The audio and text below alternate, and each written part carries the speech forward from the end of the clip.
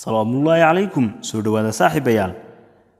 waxtarka caafimaad ee uu inoo leeyahay malabku waa kuwan ee dhageysi habboon qodobka koowaad tamarta wuu kordhiyaa haddaad doonayso inaad kordhiso tamarta jidhkaaga isku day inaad malab ku darsato qorshahaaga raashin ee maalin walba haddii aad tahay kafee cab fadlan yaree waayo wuxuu dilaa waxtarka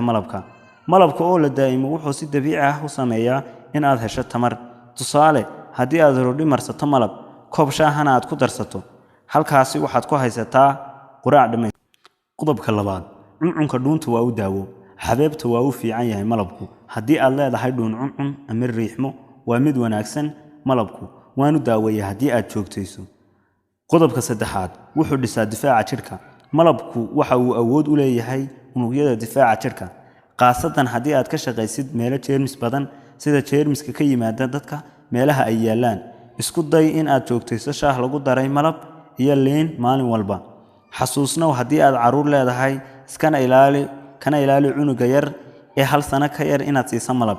wafshiidkiisa ayaa khatar gali kara xanuunna waa laga qaadi karaa uu dhimaa ma ogtahay inuu malabku ka qayb qaato dhismaha miisaanka jidhka tusaale haddii aad biyo diiran oo lagu daray liimo ama liin dhanaan aad cabtid aroor kasta waxay yaraysaa baruurta laakiin ha hilmaamin in aad malab ku darsato qodobka shanaad hurdada uu ka qayb qaataa haddii aad dhibaato ka qabto jiifsashada habeenkii xilliga hurdada malabku waa kaa caawin karaa raac tilmaamahan in yar oo malab ah ku shub koob dabadeed ku dar caano diiran kadib cab malabku wuxuu qof kasta ka keenaa deganaan iyo raaxo habeenkii xilliga hurdada qodobka lixaad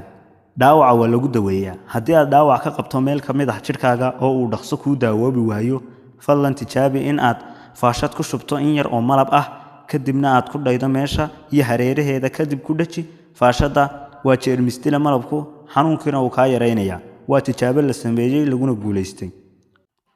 qodobka toddobaad neefta urta ee afka waa lagula dagaalamaa ma ogtahay in malabku kaa caawin karo inaad la dagaalantid sugidda cuntada malabka waxaa ku jirta sonkor dabiici ah oo aan waxba u dhimayn beerka